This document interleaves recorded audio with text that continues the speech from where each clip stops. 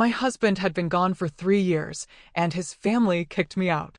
I was at the bus station with my child when his sister pulled up in a luxury car and said, "Get in.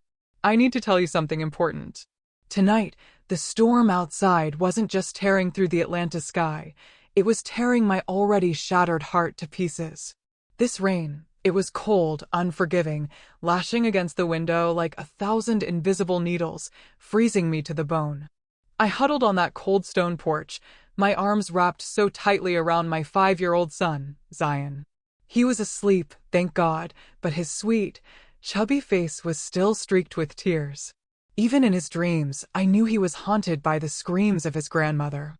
The heavy iron gate had slammed shut behind us, a final, deafening crash, cutting off any path back.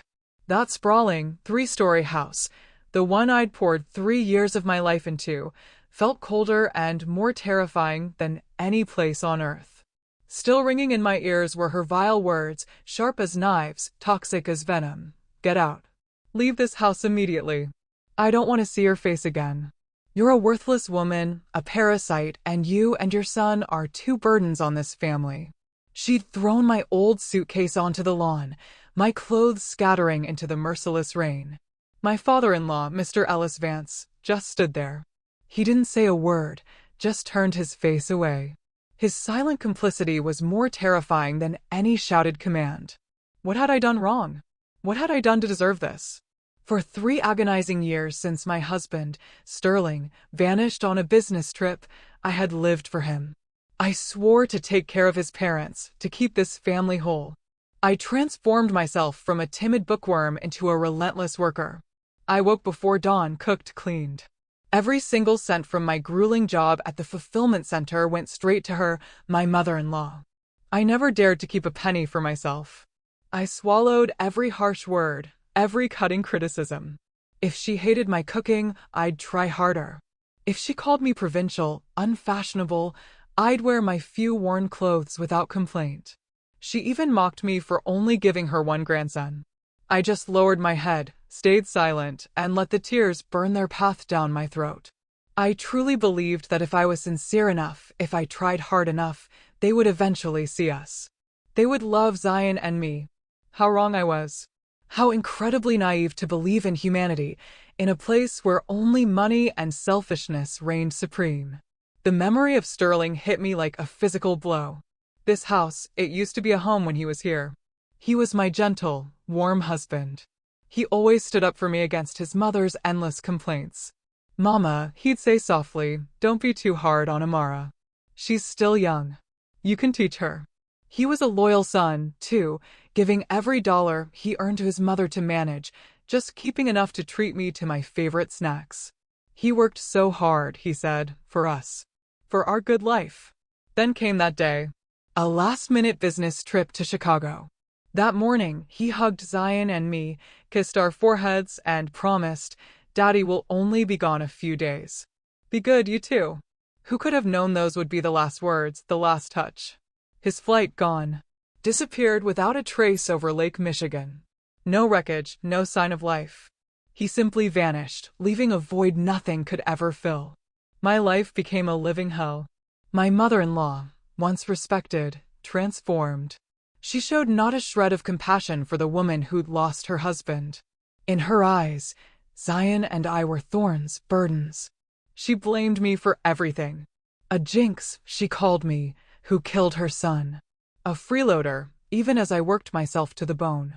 Tonight, Zion accidentally broke her precious porcelain vase. That was it. The final straw. She threw us out. Into the storm. Without a single dollar to our names. Clutching Zion, I stumbled blindly through the rain. My heavy suitcase scraped a miserable tune on the wet asphalt. Tears, salty and icy, mingled with the downpour. Where could I go? My parents? Old and frail, stuck in a poor rural town in Mississippi. I couldn't be another burden. I just kept running, a lost soul, until my feet screamed. I stopped at the downtown Atlanta bus terminal. The sickly yellow neon lights illuminated faces as tired and broken as mine. I found a hidden corner, a small awning. I squatted, pulling my flimsy rain jacket over Zion. He stirred, snuggling closer, searching for warmth. "Mommy," he whimpered, "I'm cold." My heart tore. I hugged him tighter, trying to warm him with my own body, wishing I could shield him from this cruel world. "My child," I whispered, "I'm so sorry. I'm so sorry I can't give you a proper home." Sitting there, amidst the cold, noisy terminal, utter desperation consumed me. What future awaited us? By the way, if you're still with me, soaking up every agonizing detail of this nightmare, make sure to hit that subscribe button right now.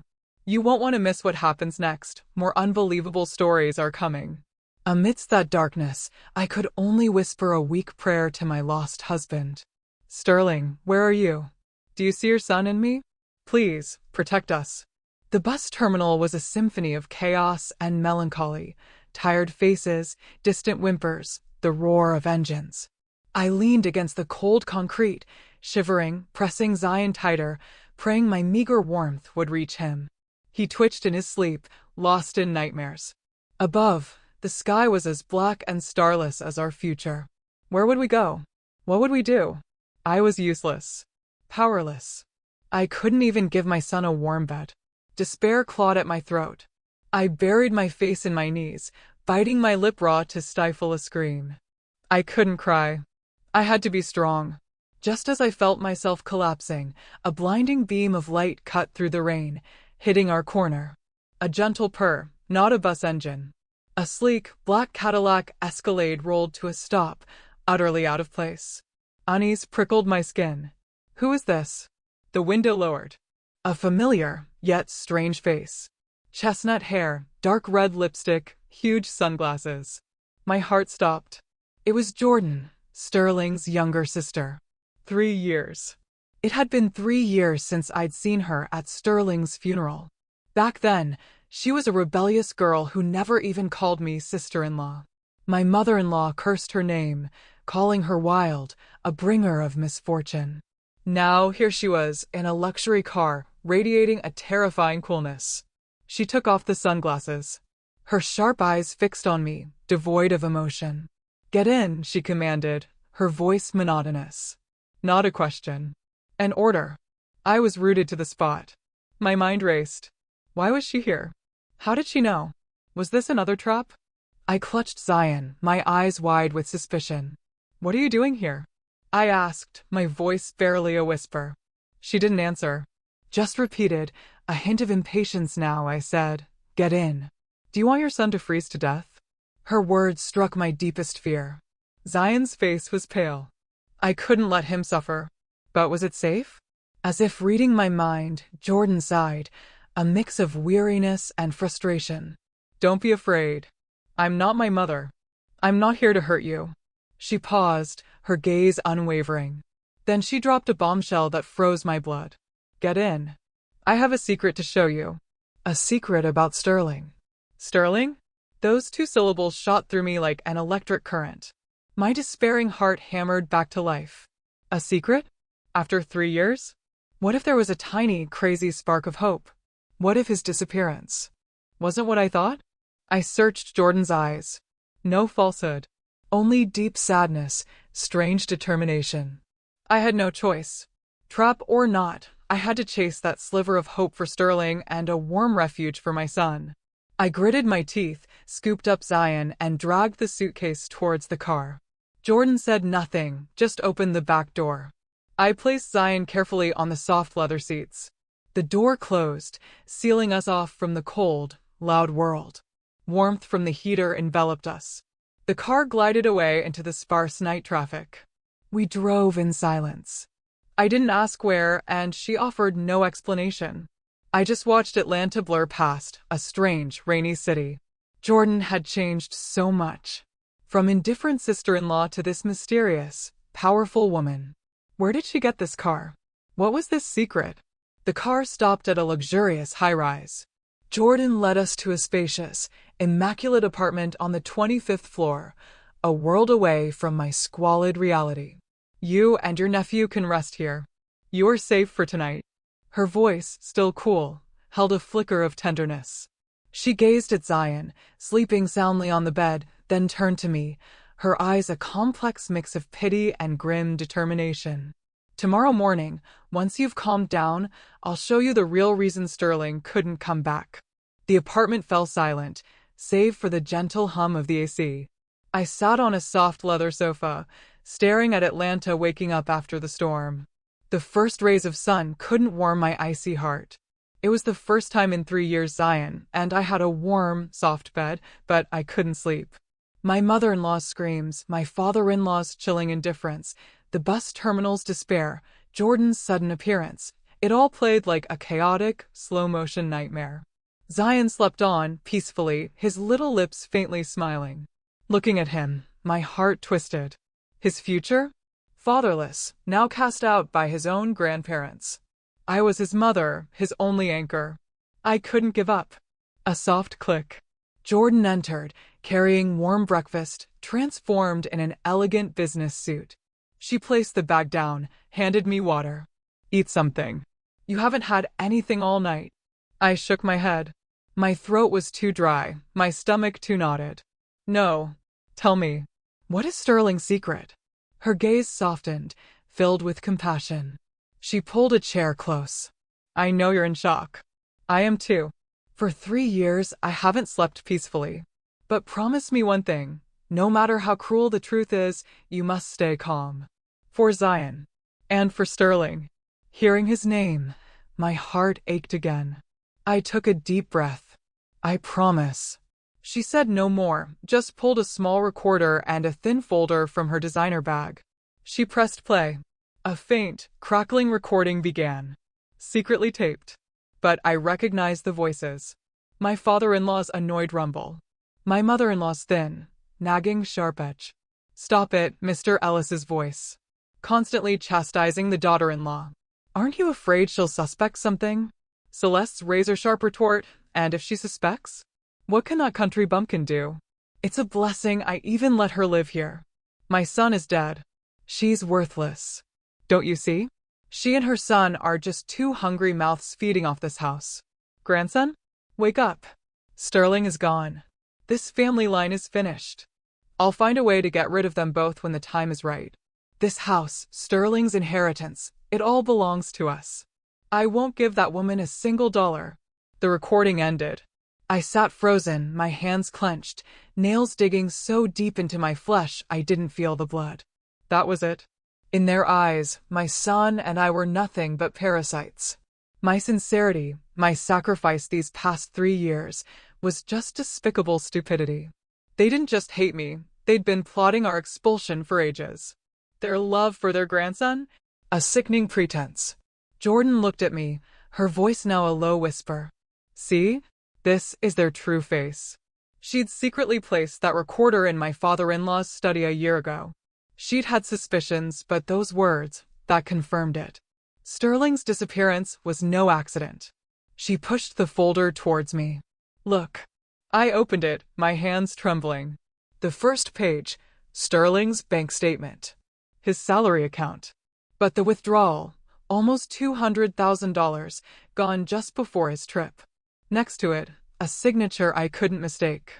Mr. Ellis Vance. My father-in-law. $200,000. Sterling's entire savings. My head spun. Why so much money? Why him? Jordan's eyes were grim. I investigated. The money was immediately transferred to another account. The holder of that account is my mother, Mrs. Celeste Vance. The next page, a brokerage statement. Celeste had invested all $200,000 in stocks. She'd lost everything. Gone. In a matter of days. My world crumbled. All the scattered pieces clicked into a terrifying mosaic. Sterling's disappearance, the massive withdrawal, my in-laws' sudden cruelty. I still don't have direct proof, Jordan admitted, her voice bitter. But I believe they harmed Sterling because of this money. Maybe he found out they took his savings and gambled it away. There was an argument, and then. She didn't finish, but I understood. Tears streamed down my face again, but this time, it wasn't hurt. It was pure fury. And the deepest pain I'd ever known. My husband, the man I loved, possibly murdered by his own parents. For money. This truth was crueler than anything I could have imagined. They had stolen not just my husband, but my last shred of faith in human decency. Was there an even more terrible secret waiting for me? And I, a penniless woman, how could I fight these monsters? The room fell into a terrifying silence, broken only by my faint sobs. Every word from Jordan, every number on that bank statement, pierced my scarred heart like 1,000 needles. Sterling, my gentle, loyal Sterling. Could he truly have been hurt by the people he loved and trusted most? I refused to believe it. I didn't want to believe it.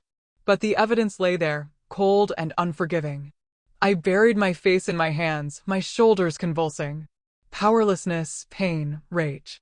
It flooded me, suffocating me. For 3 years, I'd lived a lie. Mourned an accident. But it was a perfectly executed murder.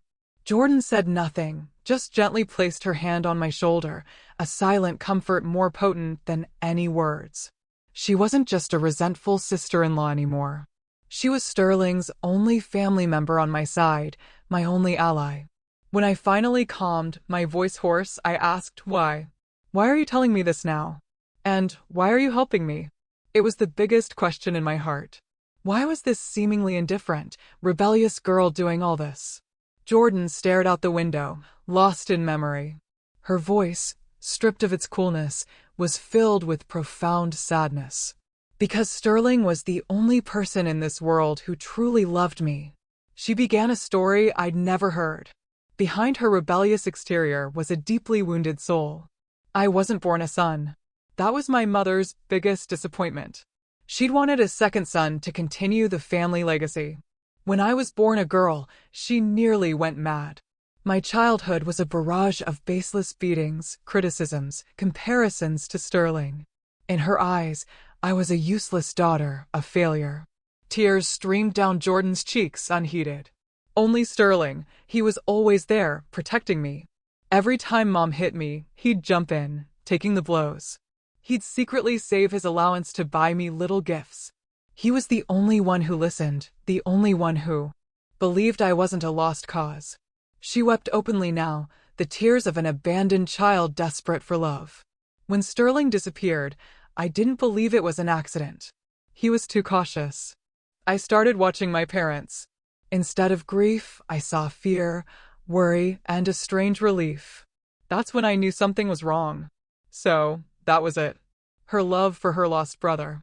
She wasn't indifferent. She used a rough exterior to shield a vulnerable heart.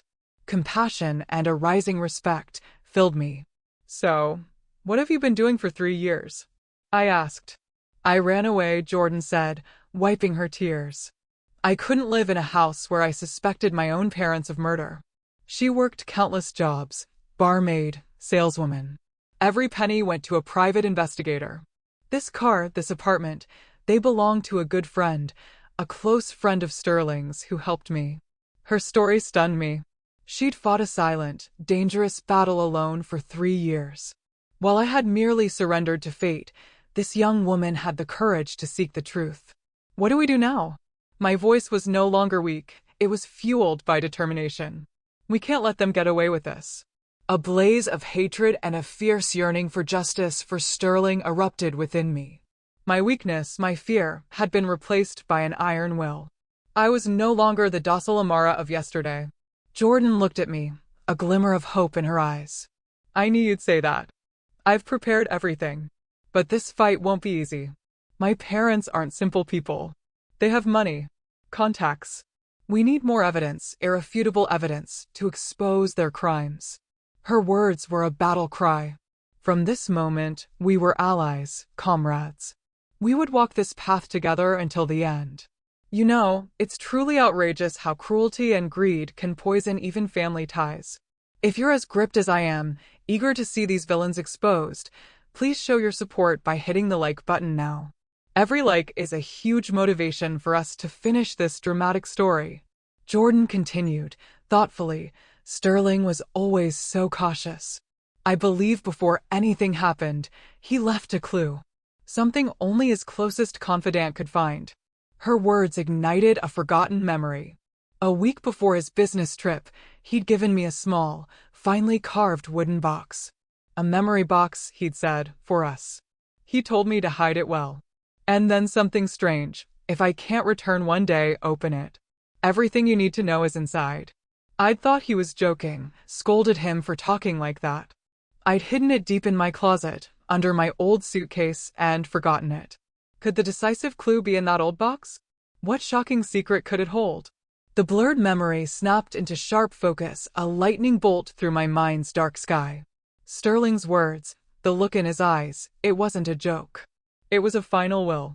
A preparation for the worst. My heart hammered, a frantic mix of excitement and terror. The box. Yes, there is a wooden box. I cried, my voice trembling. I quickly told Jordan everything. Her eyes lit up. Where is it, Amara? It's still in that house, I whispered, defeated. Under the old suitcase, in our closet. My words were a punch to the face of our fragile hope. That house, it was a lion's den now. I'd been expelled. How could I go back? And after 3 years, was it even still there, or had Celeste thrown it out? Jordan frowned, pacing. No, that won't work. We have to get it back.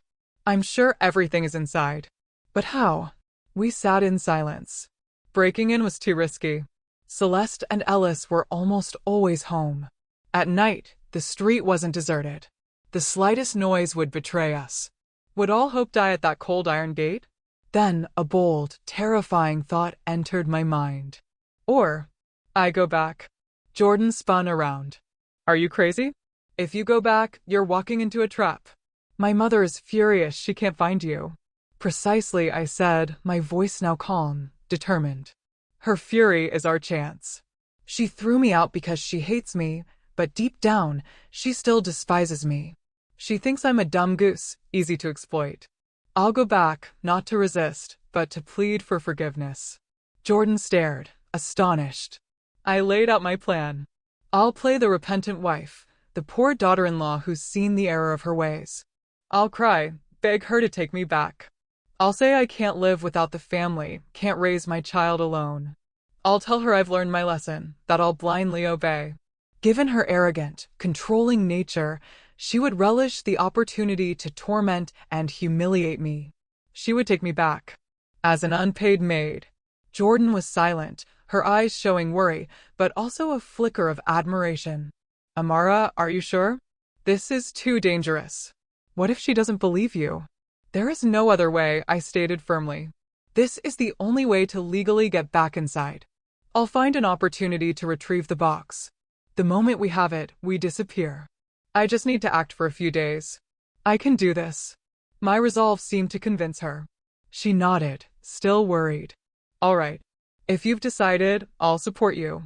But promise me to be extremely careful. Keep your phone with you, recording function ready. If anything goes wrong, you must tell me immediately. The plan was set. The next morning, I dressed in my oldest, most faded clothes. I deliberately messy my hair, used makeup to make my face look haggard and exhausted. I told Jordan to care for Zion, to tell him Mommy would be back soon. Looking at my sleeping son, my heart clenched. Asterisk, my child, wait for me. I'm going to get justice for your father. Asterisk, I took a taxi back to that familiar street. Standing before the iron gate, my heart was a maelstrom of conflicting emotions. I took a deep breath, swallowed my hatred, and plastered on my saddest, most miserable face. My trembling hand gently knocked. Who is it? Celeste's harsh, annoyed voice. I kept knocking softer and softer. Finally, the gate creaked open. She froze, then frowned. You! What are you doing here? I didn't answer. I just sank to my knees on the damp cement, bursting into tears, the practiced tears of regret and pain. Mama, I'm so sorry. Please forgive me. Celeste was stunned. She'd never expected the daughter-in-law she'd just thrown out to return, begging like a lost dog. Her face relaxed, surprise quickly morphing into a triumphant smile. The smile of a predator looking down at its prey. So, you've realized it, have you? I thought you were stubborn. Couldn't survive out there, so you came crawling back, huh? She sneered. Yes, Mama, I beg you. Without you, without the family, I don't know how I can live. Please, give me a chance. I continued to sob, my head bowed. My performance worked. She dropped the aggression, her voice now dripping with condescension. All right, stand up. You can come back, but from now on, you will know your place. You will listen to me. No backtalk. Can you do that? Yes. Yes, I can, Mama. Thank you. I stood slowly, head still bowed. I knew. The gates of hell had reopened. But this time, I wasn't entering as a victim. I was a warrior, waiting to strike the decisive blow. The door closed behind me. I was back in the place I'd sworn to never enter again, just 2 days prior. The house felt more oppressive, colder than ever. Mr. Ellis sat in the living room, newspaper in hand. He merely glanced at me over his reading glasses, then lowered his head. His silence, his contempt, was more terrifying than Celeste's curses. What are you standing around for? Don't you see how messy the house is? Start cleaning up. Celeste's commanding tone was back. From now on, you take care of everything. 3 meals a day. The house sparkling clean. Don't make me remind you. Yes, Mama, I replied softly, putting my empty bag away and starting to work. The life of an unpaid maid had officially begun. Celeste seemed determined to exploit my repentance. She made me work from dawn till dusk, cleaning, washing, cooking, without a break. She'd intentionally create messes, criticize my cooking, just to humiliate me before Mr. Ellis. I gritted my teeth, enduring every swear word, every contemptuous glance. It fueled my resolve. My sole goal, that wooden box. But reaching it was harder than I imagined. My bedroom, my only private space, was now Celeste's. She claimed her downstairs room was too damp, wanting to move upstairs where it was fresher. I knew it was an excuse, to erase my trace, to control me. I wasn't allowed in that room without permission. Every time I passed that closed door, my heart burned. The box. The clue. A wall away, but unreachable. How was I supposed to get in now? I couldn't act recklessly. One mistake, and my plan would shatter. I had to be patient. Wait. I continued playing the poor, understanding daughter-in-law. Worked harder, endured more, never complained. Even when Celeste deliberately spilled hot soup on my feet, I bit back the scream, apologized, and cleaned it up. My subservient endurance finally convinced her. She began to lower her guard. The opportunity came on a Saturday afternoon, 3 days after my return. Celeste had a meeting with her friends. Dressed up, she instructed me to tend to the house, leaving early. Mr. Ellis, at his country club. The house was mine. My heart hammered. Now, I swiftly finished all housework, making sure everything was spotless. Then I crept to the second floor, to our bedroom. I took a deep breath. Locked, as expected. I pulled a thin metal hairpin from my apron pocket, a trick from old crime shows. My hand trembled. The metallic click was deafening in the silence. I held my breath. A faint click. The door opened. Joy surged through me. I slipped inside, pulling the door shut. The room hadn't changed much, though almost all my belongings were gone, replaced by Celeste's. Her cheap perfume hung heavy. Not much time. I went straight to the old particle board closet where I'd hidden the suitcase. I opened it. My heart sank. The suitcase wasn't there. I searched desperately. Nothing. Had she thrown it away? Disappointment, fear. If I lost the box, all our efforts would be in vain. My hope for Sterling shattered. I wanted to cry, but reason screamed, stay calm. Celeste was greedy. An old suitcase, still usable. She wouldn't just discard it. She must have hidden it. I tore through the room, under the bed, behind curtains. Nothing. Time was running out. It was nearly 4 p.m. Celeste would be back. Panic. Then, my gaze landed on the top of the closet. A small gap, and there, covered in dust, was my old suitcase. I felt like a treasure hunter. I dragged a chair over, climbed up, and laboriously pulled the heavy suitcase down. It was heavier than I remembered. I laid it on the bed, trembling, opened it. My old clothes. I rummaged, frantically, and there it was, the finely carved wooden box, wrapped in velvet cloth, at the very bottom. It was still there. Holding it, I felt Sterling's entire life in my hands. I opened it hastily. No notebook. No key. It was empty. Only a yellowed wedding photo of Sterling and me lay inside. I froze. What did this mean? Sterling's instruction, my sacrifice, all for an empty box? Just then, Celeste's car engine. She was back. And I was trapped. In her locked room. With an even bigger secret I'd just uncovered. The faint click of Celeste's keychain at the gate. Every sound was a stab to my nerves. She was back. My body froze. My mind went blank. Caught. The word flashed, cold and terrifying. If she found me, it was over. Not just expulsion, but something worse. Stay calm, I commanded myself. The creak of the iron gate, footsteps in the yard. No time. I frantically stuffed the clothes back, replaced the empty box, and with all my might, shoved the heavy suitcase back onto the closet top. Sweat beaded on my forehead. I jumped down, returning the chair to its place. But the door. I'd picked the lock. How could I lock it from the inside? I heard Celeste talking to a neighbor. Precious seconds. I rushed to the window. Not too high, an old corrugated iron roof below. If I jumped, it would be noisy. No. Desperate, I scanned the room. My gaze fell on our wedding photo. The only thing in the box. A crazy, brilliant thought. I grabbed the photo. The backing cardboard was loose at one corner. I carefully slid my fingernail underneath.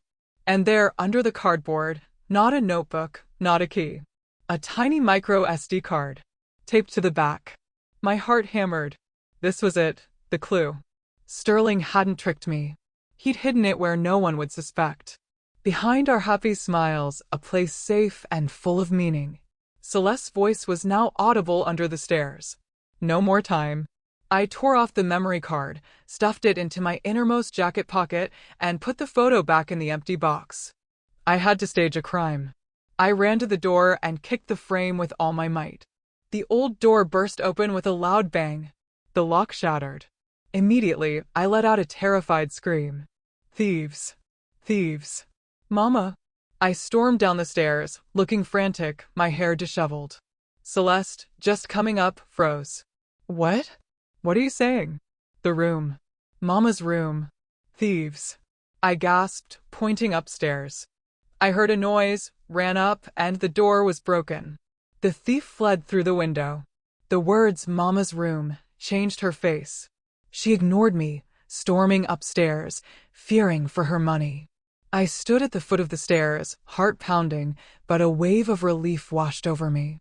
The plan worked. Celeste burst into the room, saw the chaos, and ransacked the bedside table. Finding her jewelry box and cash intact, she sighed in relief. Those were her most prized possessions. She turned, saw the broken door, and eyed me suspiciously.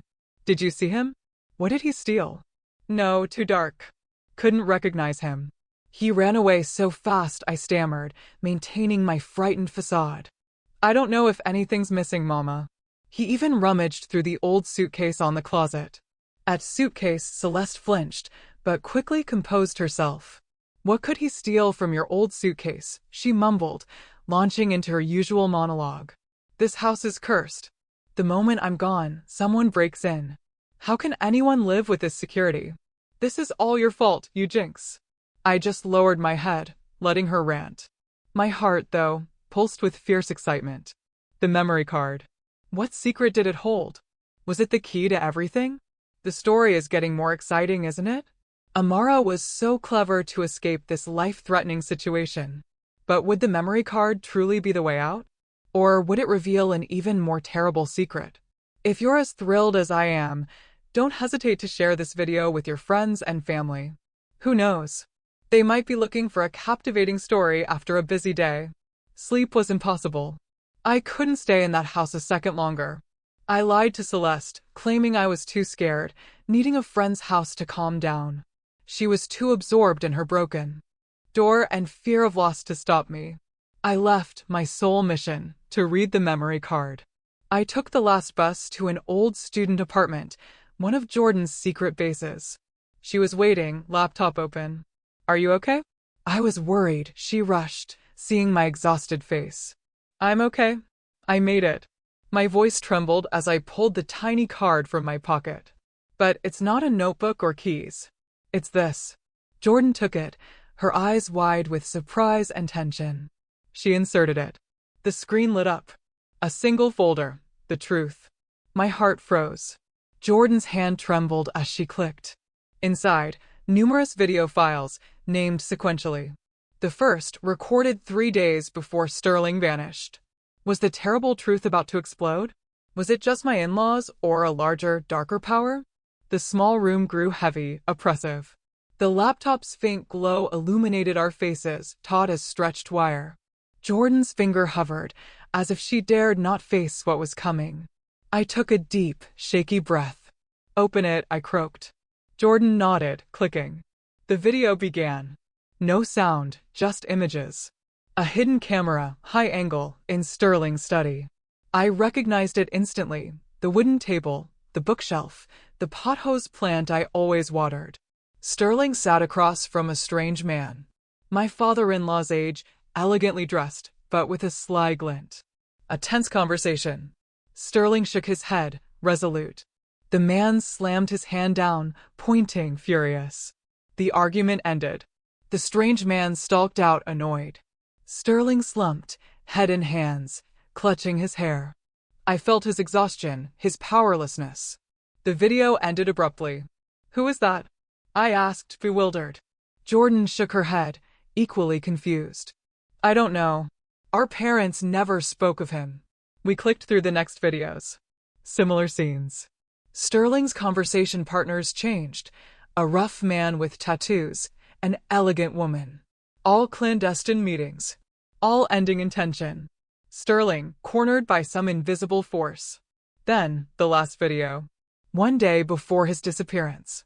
This time, no stranger. It was Mr. Ellis Vance. My father-in-law. In the video, Mr. Ellis laid a thick folder, a plane ticket, on the table, pushing them towards Sterling. Sterling didn't even glance at the documents. He just stared at his father, his face etched with pain and profound disappointment.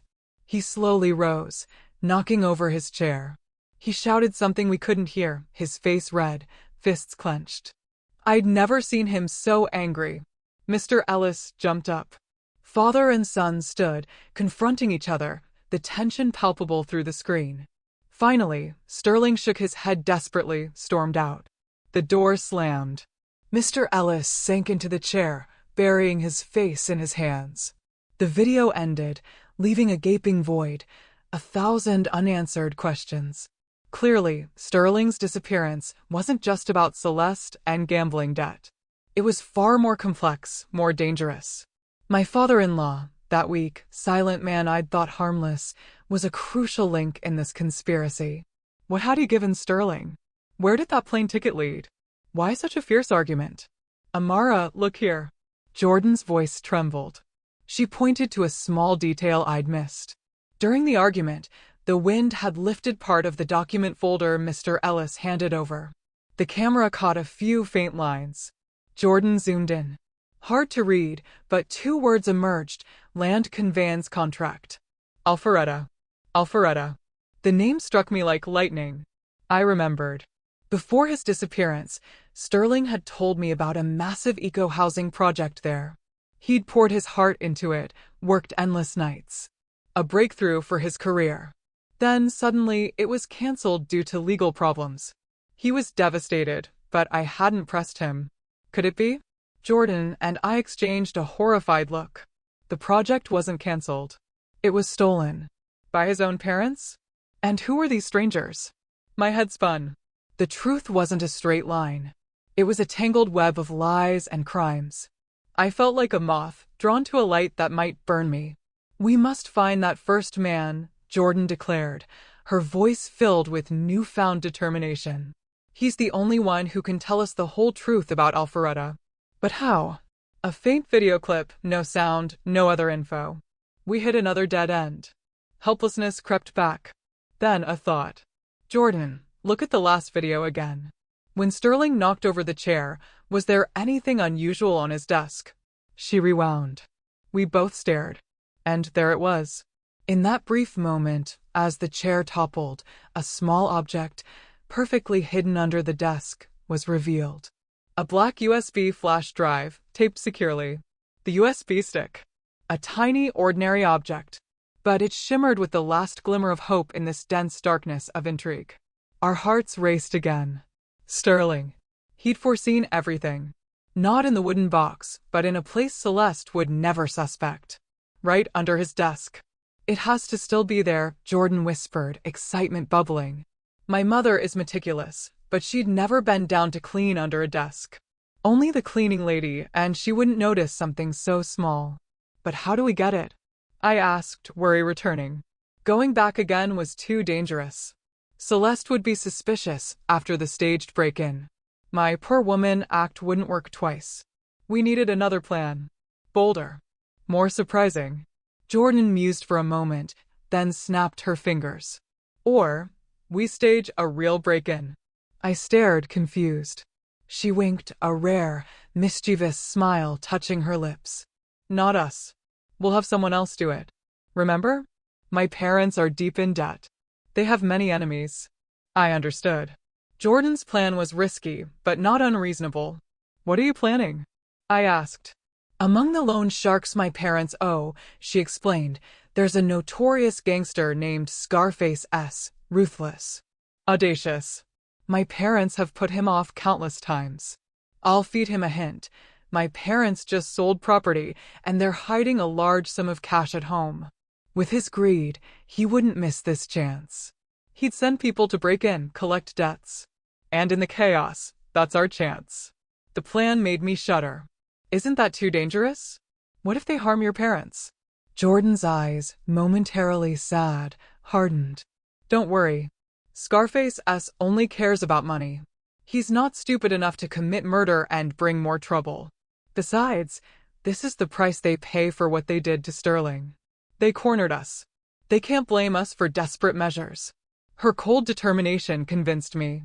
To fight old foxes, sometimes you had to be even crueler. In the following days, we put the plan in motion. Jordan used her underworld contacts to feed information to Scarface S. Just as she predicted, his crew started observing my in-laws' house within a day. Everything was going according to plan. My task was to prepare for our break-in. I couldn't go alone. I needed a distraction, backup. The person I thought of, Sterling's close friend who'd been helping Jordan, Elias Monroe. A talented, quick, brave engineer. After hearing Jordan's story, Elias immediately agreed. He said he owed Sterling a lifelong debt. Finally, the decisive night. No moon, no stars. The street was plunged into darkness and silence. Scarface S was set to strike. Around 1 a.m., a small, unmarked van silently stopped. Two masked men in black slipped out, scaled the fence, disappearing into the van's yard. They're in. Elias whispered through the walkie-talkie. He was across the street, watching. We're ready, I replied, my heart hammering. Moments later, a loud crash of glass from the front. Then Celeste's panic screams. Thieves. Robbers. Help me. The plan had begun. Elias immediately called the police. Simultaneously, Jordan called Celeste's landline from another phone. Celeste, frantic, answered. Hello? Help me. Shut your mouth, old woman, Jordan's voice, modified by software, snarled. I'm from Scarface S. Your husband owes us money. We're here to collect. If you scream again, I'll let you meet your son. Celeste fell silent, terror-stricken. How much do you want? She stammered. All the cash, all the valuables. Cooperate, or it'll be bad. Jordan growled, then hung up. Jordan's distraction worked perfectly, drawing all attention to the front. Meanwhile, at the back, I used Elias's rope ladder to quickly climb to the second-floor balcony, slipping through the study window I'd cautiously left ajar. The room was pitch black, but I knew my way. No lights. Just the faint beam of my mini flashlight. I went straight to the desk. I knelt, reaching my hand underneath. My heart stopped. It was still there. The small, cold USB stick lay in my palm.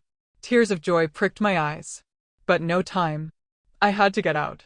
As I prepared to climb back out, a faint click sounded from the door. Someone was opening it. The dry click echoed, sharp as a knife in my strained nerves. My body froze. My breath caught. Someone entered. I was on the second floor. The window was my only exit, but jumping now would expose my break-in. Who was it? A robber? Mr. Ellis? No matter who, discovery meant total failure. In that life-or-death moment, I didn't hesitate. I dove under the desk, curling into the most hidden corner. The heavy wooden table was draped with a long cloth that thankfully reached the floor, concealing me. I held my breath, heart hammering, praying I wouldn't be found. The door opened slowly. Light from the hallway revealed a tall silhouette. Not a robber. Not Mr. Ellis. It was the strange man from Sterling's first video. The sly one. Why was he here? He wasn't alone. One of Scarface's robbers was with him. Boss, everything's going to plan, the robber said, closing the door, his voice respectful. The old woman scared stiff, showing us where she hid money under the sink. Boss, I froze. This man was the true mastermind. Not Scarface. We had inadvertently stirred a much bigger hornet's nest. Our plan to use someone else had been exploited, a game within a game. Good, the boss said, his voice deep, radiating power and cruelty. The money is secondary. Did you find what I need? Not yet, boss. I searched the old woman's bedroom. Nothing but money and gold. Fool. What do I care about her money and gold? He snarled. It must be in this room. Sterling was clever. He hid the evidence somewhere here. Search thoroughly. If you don't find it, I'll make your life hell. Evidence. So, this man was also hunting for Sterling's evidence. Our goals aligned. I lay under the desk, cold sweat trickling down my back, clutching the USB stick. The very thing they desperately sought was inches away, separated by a thin layer of wood. The robber began ransacking the room, drawers pulled out, papers flying. The noise made me flinch. Boss, there's nothing here. Just old papers, the robber declared after a while. The boss cursed, pacing. His leather shoes thudded heavily. Damn it. Where did that guy hide it? It can't just vanish. If that comes to light, we're all dead. He stopped right in front of the desk, just feet from me, separated only by the tablecloth. I smelled his expensive cigar smoke. My heart threatened to explode. Suddenly, distant police sirens wailed, growing louder. Damn it. The police. The robber panicked. Boss, what do we do? The boss looked confused. What is Scarface doing? Why did he betray us? Fine, we'll retreat. We found nothing today. Go downstairs, tell the other guy to use the back exit. Hurry. The robber rushed out. The boss didn't leave immediately. He stayed, his gaze, sharp as a knife, sweeping the room one last time. He looked at the bookshelves, the pictures, then bent down and peered under the desk. His eyes met mine through a small gap in the tablecloth. For a frozen second, the world stopped. He saw me. His eyes widened in shock, then shifted to a deadly, cruel expression. You. He didn't finish. I kicked the desk leg with all my might. The heavy table slammed hard against his shin. He screamed in pain, staggering back. I seized the moment, scrambled out and, without a thought, sprinted to the window. Stop, he roared behind me. No choice. I climbed onto the windowsill, closed my eyes, and jumped. The impact on the corrugated iron roof was hellish, but I dared not stop. I crawled, slid down, then leaped into the alley below. I didn't know if I was injured. I only knew I had to run. Police sirens screamed nearby. Behind me, I could still hear the man's furious curses. Whenever I recall staring into that mysterious man's cruel eyes, a chill still runs down my spine. Don't you feel it too? A powerful, unknown enemy, even crueler than my in-laws, was hunting Sterling's secret. Everything was becoming terrifyingly dangerous. If you're feeling that same dread and want to cheer Amara on, trust me, we need it. My body screamed with pain, but fear drowned it out. I ran to our meeting point. Jordan and Elias were waiting in the car. Amara, are you all right? Jordan cried, horrified by my appearance. Drive. Drive fast. I gasped, clutching the USB stick tightly. The car sped through the night, leaving the chaotic house and its partially revealed secret behind. Who is this man? How did he know about Sterling's evidence? Was he connected to my husband's disappearance? The USB stick was no longer just hope. It was deadly evidence. The car sped through the night, a blur of rain and streetlights. I leaned back, trying to calm my gasping breath, my body still trembling with shock and fear. The cruel, deadly image of that man's eyes was burned into my mind. Amara, are you okay? Are you hurt? Elias asked, his voice anxious, through the rearview mirror. I shook my head. No, just a few scrapes. I pushed up my sleeve. A long scratch bled from the roof's friction. Physical pain was nothing compared to the terror in my soul. Who are they? Who is that man? We were tricked, Jordan said, her face taut. Our plan was exploited. This man is far more dangerous than my parents. We returned to Jordan's apartment. Elias immediately checked the security system while Jordan got the first aid kit, gently disinfecting and bandaging my wounds. Seeing her care, a warm feeling flowed through me. Amidst this nightmare, I wasn't alone. Tell us what happened, Jordan urged. Taking a deep breath, I recounted everything, breaking into the study, the empty box, the memory card, the confrontation, and my desperate escape. When I described the man ordering the robber to search for evidence, Elias and Jordan's faces paled.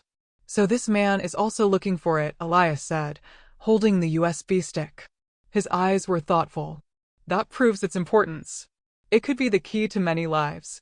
Without hesitation, he plugged it into the laptop. This time, no excitement. Only tense, anxious anticipation. We knew we were about to uncover a terrible secret.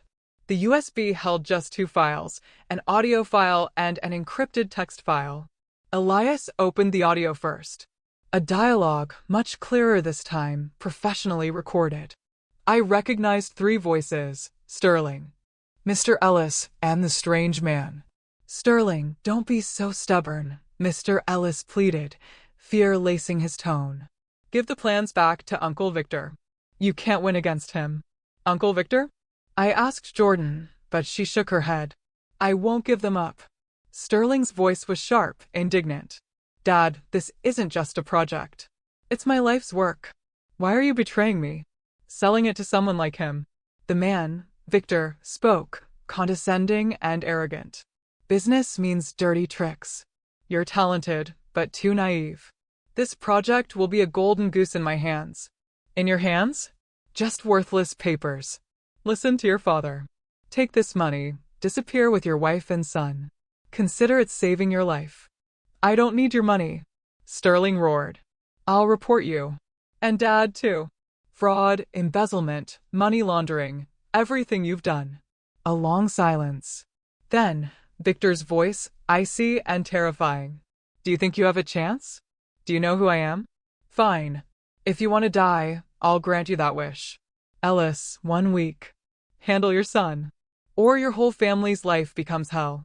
The recording ended, leaving a deadly silence. My whole body trembled. It was clear. Victor, the strange man, was the mastermind. He teamed up with my father-in-law to steal Sterling's beloved project. When Sterling resisted, he ordered my father-in-law to handle his own son. Sterling's disappearance wasn't speculation. It was a planned murder. Tears of pure, extreme hatred streamed down my face. Elias gently touched my shoulder. Amara, don't cry. We have to be strong. Sterling sacrificed his life to protect this evidence. We must not disappoint him. He turned to the screen. Now, the other file. The text file was complexly encrypted. Elias, with his professional hacking skills, took nearly an hour to break through. When the first lines appeared, we held our breath. It wasn't a project plan. It was a testament. A will written with all Sterling's clarity and pain. To Amara, my beloved wife, if you read these lines, I am probably no longer among the living. The letter began with loving words, an apology for failing to protect me, to give me a fulfilling life. Then, the full truth. The Alpharetta Housing Development Project, his child, was no ordinary real estate venture. It was a green project, using advanced renewable energy, a project that could change the region. But its enormous potential attracted Victor Thorne, a notorious real estate mogul in the criminal underworld. Victor had used his contacts and dirty methods to pressure my father-in-law's firm, forcing them to sell the project at a bargain price. And my father-in-law, driven by fear of Victor and greed for short-term profit, had agreed to betray his own son's life's work. Sterling found out. He tried to stop it, collecting evidence of Victor's illegal activities, money laundering, tax evasion, threats, seizing land. He never expected his respected father to become so cruel because of money. Sterling's handwriting conveyed profound pain. His father had chosen to stand on the side of evil. He'd given Sterling a plane ticket and money, demanding he leave the country, forget everything. But I can't do that. I can't close my eyes to this crime. I can't leave you alone. I have decided to stay and fight until the end. And at the very end, a paragraph that froze my blood. Amara, if something happens to me, trust no one in my family, not even Jordan. Not even Jordan. The last lines of Sterling's testament struck my mind like an invisible sledgehammer. My whole body froze. My breath seemed to stop. I slowly lifted my head, my gaze confused and suspicious, and stared at the young woman beside me. Jordan. The sister-in-law I had just given my full trust to, the only ally I thought I had. Was she also part of this cruel game? Jordan was just as stunned. She stared at the screen, her beautiful face chalk white. No, he can't be serious, she stammered, her voice trembling. Sterling, why did he write that? What did I do wrong? Elias, too, was frozen. The room fell into a stifling silence, but this wasn't unity. It was distrust. An invisible wall had risen between us. I looked at Jordan, searching for a lie, but saw only panic, hurt, raw pain. She was as shocked as I was. She couldn't believe her beloved brother would distrust her. I don't know anything. I swear, Amara. Jordan broke down, sobbing, tears of anger and injustice streaming. For 3 years, I searched alone. I hate my parents. I hate Victor. I just want justice for my brother.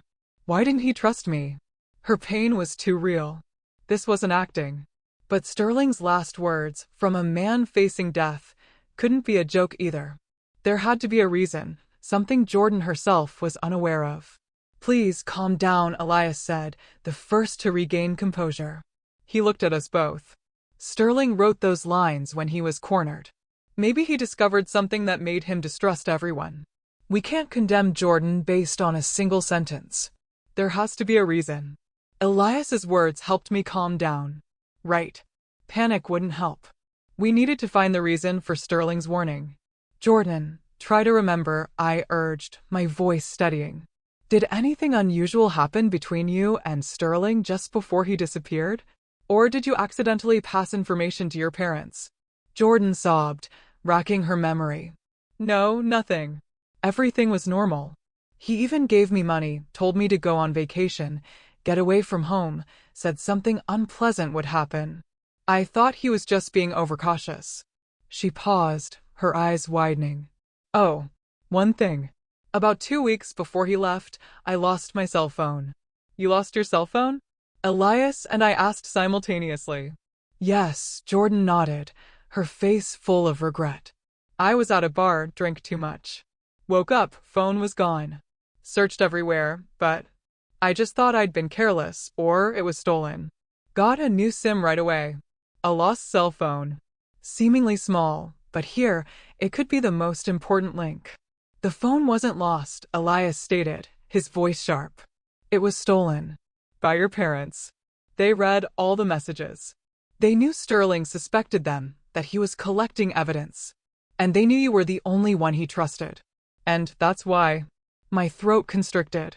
That's why Sterling thought you had betrayed him, passed the secret to your parents. His warning wasn't out of hatred.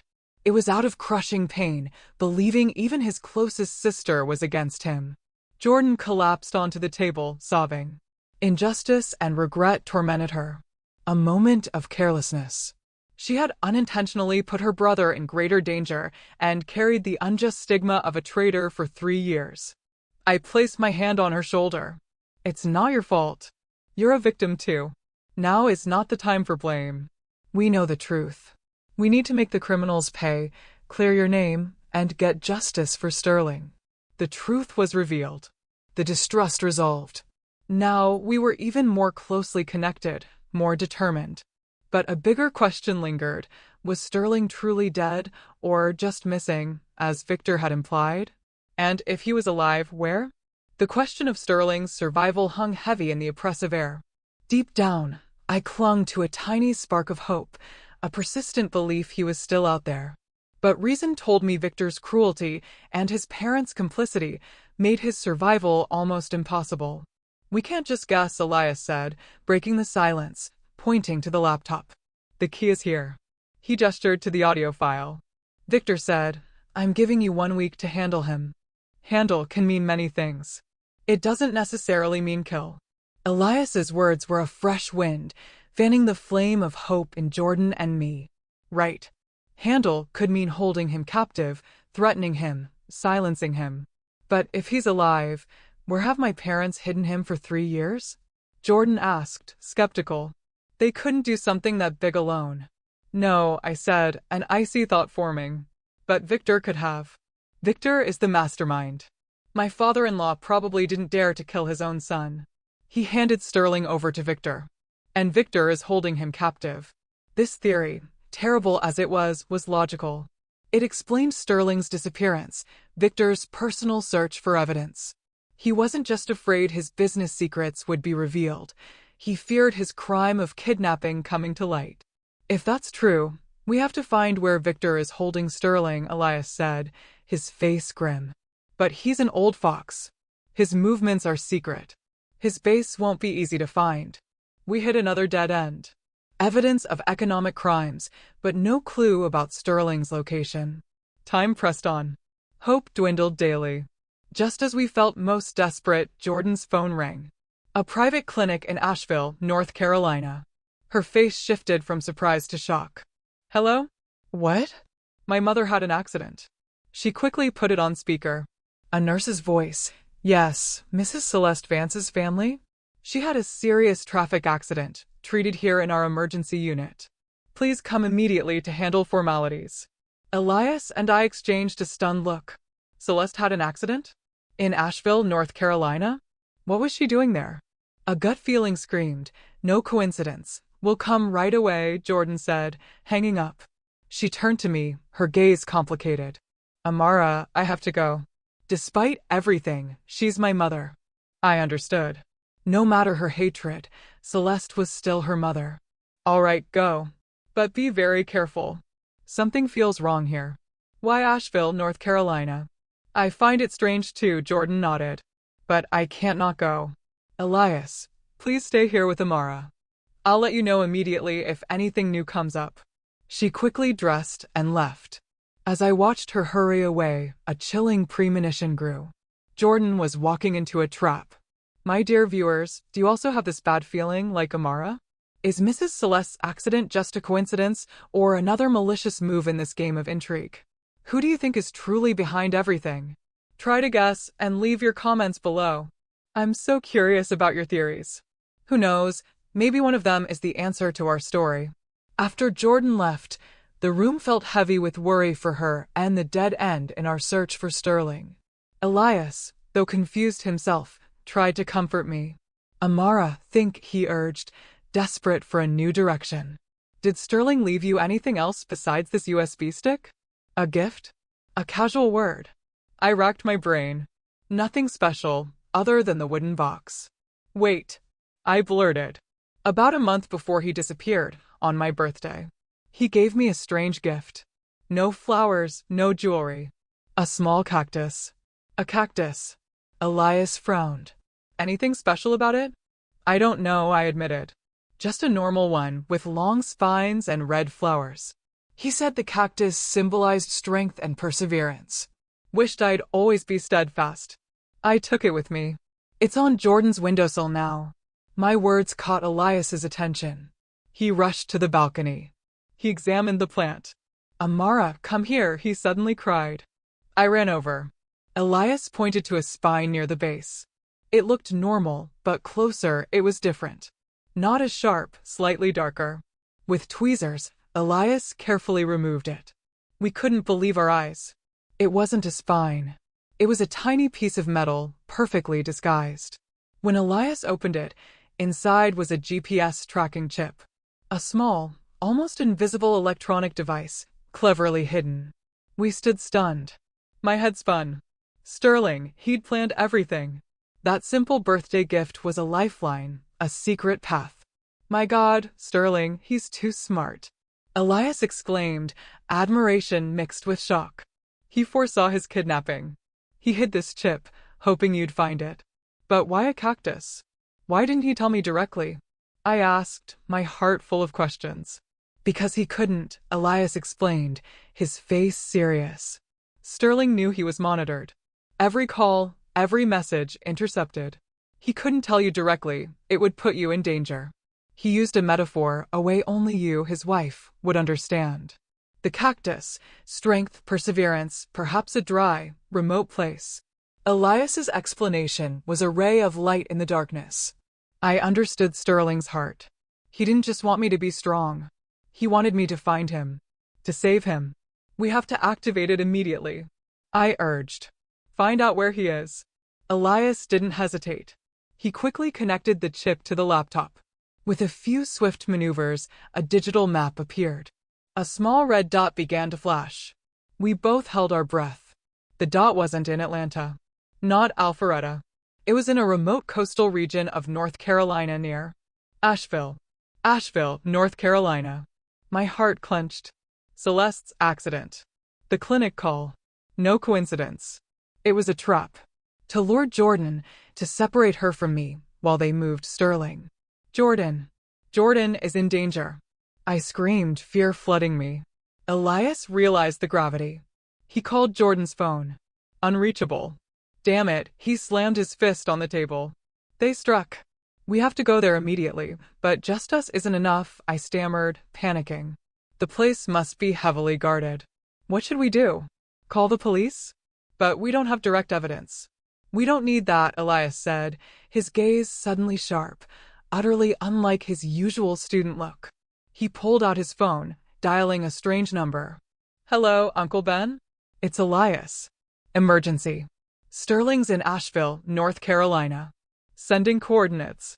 Jordan's in danger too. I need your help. This time, we have to give everything. A pause. Then a deep voice. Gather at the old meeting place in 30 minutes. Bring everything. The call ended. I looked at Elias, confused. Uncle Ben? Equipment? Elias, who are you really? He looked at me intently. Amara, there are things I can't tell you yet. Sterling and I aren't just friends. We're brothers in another family. Uncle Ben is the leader. You just need to know, today, even if we have to turn all of Asheville upside down, we will bring Sterling and Jordan back safely. The secret in his words deepened my confusion, but his determined, trustworthy eyes calmed me. I wasn't alone. Behind me stood an entire force I never knew existed.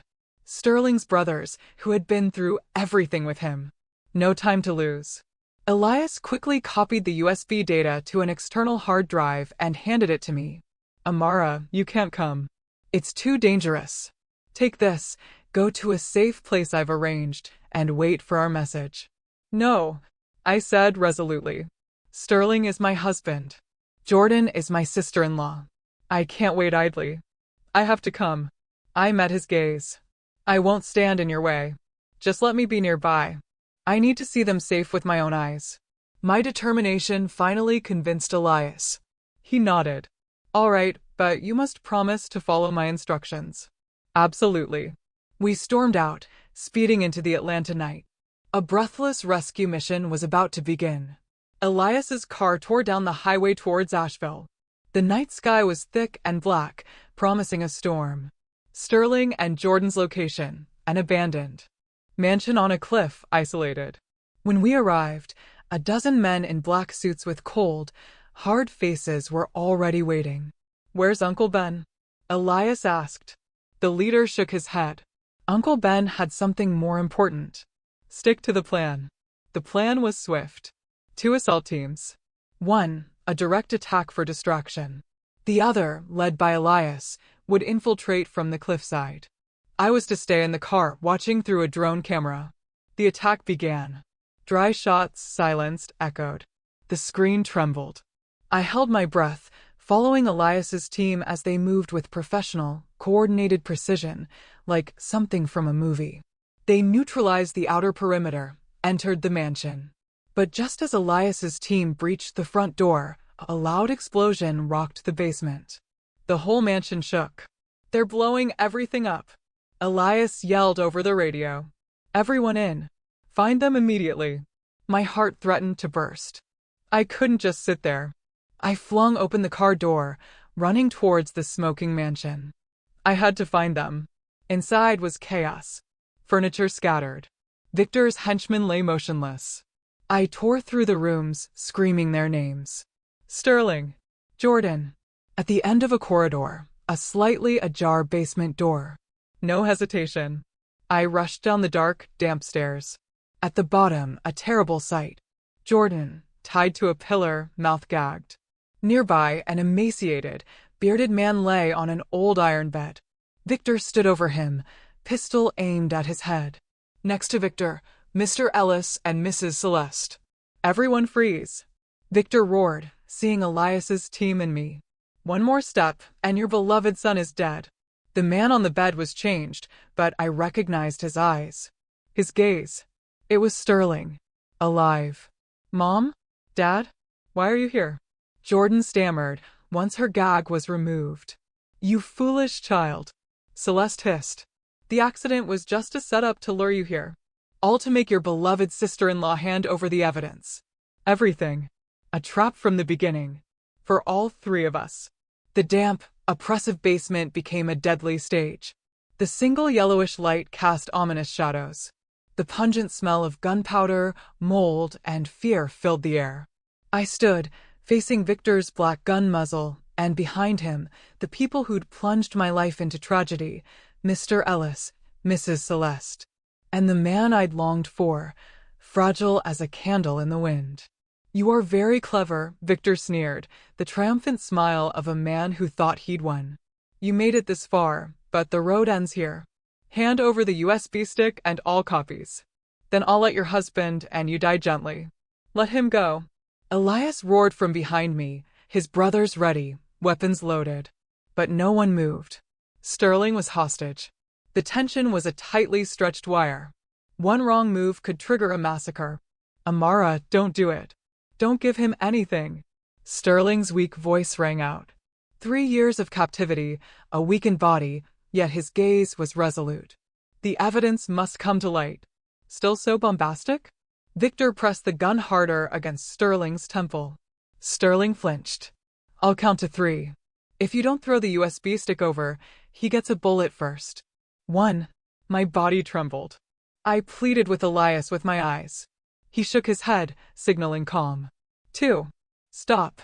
I screamed, my voice broken. "All right. I'll give it to you. Don't hurt him." Trembling, I took the external hard drive from my pocket, placing it slowly on the floor. "Here it is. Let him go." Victor laughed, a cruel, wild sound. "You think I'm stupid? Kick it over here." I obeyed, gently nudging the hard drive across the cement floor.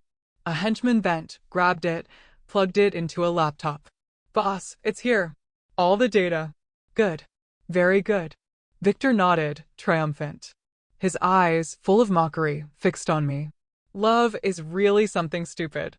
For a dying man, you're ready to throw everything away. Now, as a reward for your obedience, I will let you die together." He raised the pistol, aiming directly at me.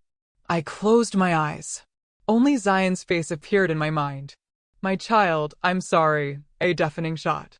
Not from Victor's gun. I flinched, felt no pain. Slowly, I opened my eyes. Victor's pistol, his hand bleeding, had fallen to the floor. He stared, stunned, at the basement stairs. Everyone turned. Out of the darkness, a middle-aged man. Composed. Eyes sharp as knives. A still-smoking handgun in his hand. "Uncle Ben!" Elias cried, astonished. The man, Uncle Ben, said nothing, just slowly descended. Behind him, dozens of heavily armed police officers stormed in, quickly overpowering Victor's henchmen. "Victor, the show is over," Uncle Ben stated, his voice deep, authoritative. Victor stared, his face chalk white. You? Who are you?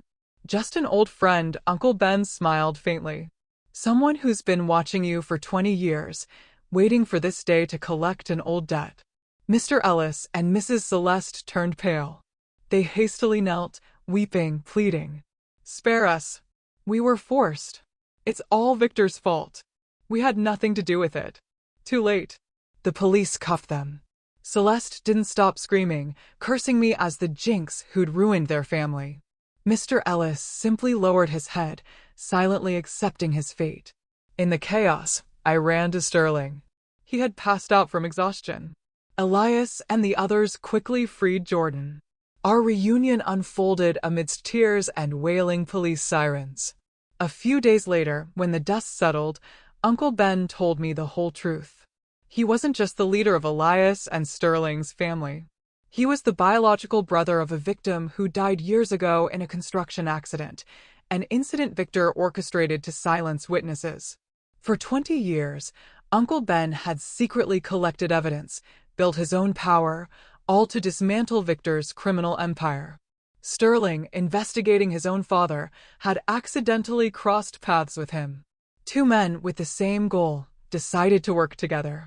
So, Sterling's disappearance was part of the plan, Uncle Ben explained. Sterling knew he couldn't confront Victor and his father directly. He pretended to surrender, allowed himself to be captured, to set a perfect trap. He believed only his faked death could lower Victor's vigilance. And more importantly, wake you up, Amara. He knew only love and the pain of loss could make a good-natured woman like you strong enough to search for the truth yourself. I froze. Tears streamed down my face again. Everything. My pain, my despair, my path to justice. It was all part of his plan. He had risked his own life, betting on our love, on my strength. And the hard drive was fake, Uncle Ben smiled. He'd already sent the original to the FBI when you found it. What you gave Victor was just bait to buy time. The trial of Victor and his accomplices was swift. With irrefutable evidence, Victor received the maximum sentence. Mr. Ellis and Mrs. Celeste paid for their crimes with long years behind bars. 1 year later, a sunny afternoon in Asheville, North Carolina. I sat on the shore, watching two figures, one tall, one small, play in the gentle waves. Little Zion's laughter echoed, pure joy, as his father swung him high. Sterling had almost fully recovered after long therapy. His physical wounds had healed, though the scars on his soul might never completely fade. Mommy, come here. Play with Daddy and me. Sterling's call pulled me back to the present. I smiled, stood, and ran towards them. Sterling turned, opened his arms, and embraced me and our son. I'm so sorry, he whispered, his voice thick with emotion. I'm sorry I had to put you through all of that. I shook my head, leaning into his shoulder. It doesn't matter. Everything's over. The most important thing is that our family is back together now. Jordan and Elias? They had become a couple. Leaving the shadows of the underworld behind, they started a small technology firm, building a peaceful life together. I occasionally visited Celeste in prison. She had aged terribly, her malice replaced by a quiet, lonely sorrow. She said nothing, just cried. I said nothing either. Just placed a basket of fruit and left. Forgiveness is hard, but sometimes forgetting is the true peace. The sun slowly sank into the sea, painting the sky in fiery orange and yellow. I looked at my husband and my son, my heart full of simple happiness. The storm was truly over. After everything, we had found the sunrise of our own lives. A sunrise without lies, without hatred, only with love and faith in tomorrow. Let me speak to you from my own heart now. After everything I've lived through, the betrayals, the fear, the secrets that nearly crushed me, I realized something profound. Life has a way of pushing us into the deepest dark, so we learn how to create our own light. No one came to save me. I had to take the first brave step myself. And sometimes, that's all it takes to change the entire story. So, if you're going through something heavy, don't let anyone convince you that you're powerless. You'd be amazed at the strength you discover once you decide you deserve better. Have you ever faced a betrayal that forced you to find strength you didn't know you had? What did you do? Tell me in the comments below. I really want to know your stories. Thanks for watching. Take care. Good luck.